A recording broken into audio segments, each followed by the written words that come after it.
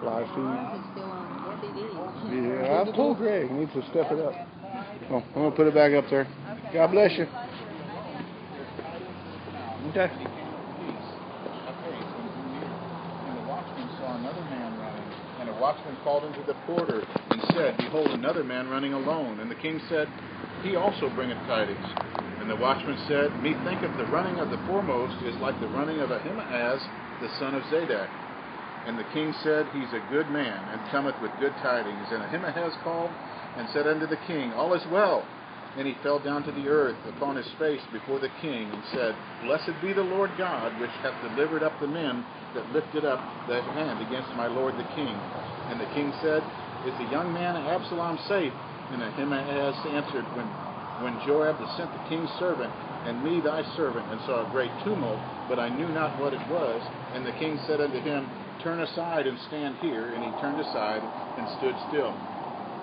And behold, Cushai came, and Cushai said, Tidings, my lord the king, for the Lord hath avenged thee this day of all them that rose up against thee. And the king said unto Cushai, Is the young man Absalom safe? And Cushai answered, The enemies of my lord the king, and all that rise against thee to do thee hurt, be as that young man is. And the king was much moved, and went up to the chamber over the gate, and wept as he went. And thus he said, O my son Absalom, would God I had died for thee. O Absalom, my son, my son. 2 Samuel chapter 19. And it was told Joab, Behold, the king weepeth and mourneth for Absalom.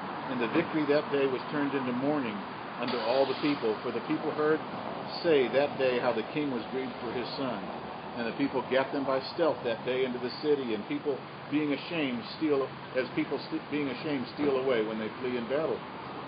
But the king covered his face, and the king cried with a loud voice, O my son Absalom, O Absalom, my son, my son. And Joab came to the house of the king and said, Thou hast shamed this day the faces of all thy servants, which this day have saved thy life, and the lives of thy sons, and the lives of thy daughters, and the lives of thy wives, and the lives of thy concubines, in that thou lovest thine enemies, and hatest thy friends. For thou hast declared this day that thou regardest neither princes nor servants. For this day I perceived that if Absalom had lived, and all we had died this day, then it had pleased thee well. Now therefore arise, and go forth, and speak comfortably to thy servants. For I swear by the Lord, if thou go not forth, there will not tarry one with thee this night, and that will be worse unto thee than all the evil that befell thee from thy youth until now.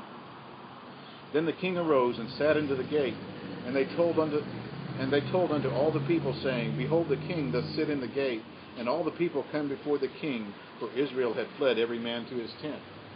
And all the people were at strife throughout all the tribes of Israel, saying, The king saved us out of the hand of our enemies, and he delivered us out of the hand of the Philistines, and now he has fled out of the land for Absalom. And Absalom, whom we anointed over us, is dead in battle. Now therefore why speak ye not a word of bringing the king back? And King David sent to Zadok and Abiathar the priests, saying, Speak unto the elders of Judah, saying, Why are ye the last to bring the king back to his house, seeing the speech of all Israel is come to the king, even to his house? Ye are my brethren, ye are my bones and my flesh. Wherefore then are ye the last to bring back the king? And say unto Amasa, Art thou not of my bone and of my flesh? God do so to me, and more also, if thou be not captain of the host before me continually in the room of Joab. And he bowed the heart of all the men of Judah, even as the heart of one man, so that they sent this word unto the king, Return thou and thy servants.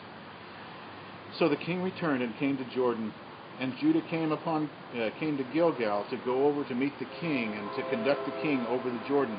And Shimei, the son of Gera, a Benjamite, who was of Behurim, hasted and came down with the men of Judah to meet King David. And there were 1,000 men of Benjamin with him, and Ziba the servant of the house of Saul, and his 15 sons and his 20 servants were with him. And they went over Jordan before the king, and there went over a ferry boat to carry over the king's household, and to do what he thought good. And Shimei the son of Gera fell down before the king as he was come over Jordan, and said unto the king, Let not my lord impute iniquity unto me, neither do thou remember that which thy servant did perversely the day that my lord the king went out of Jerusalem, that the king should take it to heart. For thy servant doth know that I have sinned. Therefore, behold, I am come the first this day of all the house of Joseph to go down and meet my lord the king. But Abishai the son of Zeruiah answered and said, Shall not Shimei be put to death for this, because he cursed the Lord's anointed? And David said, What have I to do with you, you sons of Zeruiah, that you should this day be adversaries to me? Shall there any man be put to death this day in Israel? For I do not know that I am, do not I know that I am this day the king over Israel? Therefore the king said unto Shimei, Thou shalt not die. And the king sware unto him. And Mephibosheth, the son of Saul, came down to meet the king, and had neither dressed his feet, nor trimmed his beard, nor washed his clothes from the day the king departed until the day he came again in peace. And it came to pass, when he was come to Jerusalem to meet the king, that the king said unto him, Wherefore wentest thou not with me, Mephibosheth? And he answered, My lord, O king, my servant deceived me. For thy servant said, I will saddle me an ass, that I may ride thereon, and go to the king, because my servant is lame. Thy servant is lame. And he has slandered thy servant unto my lord the king.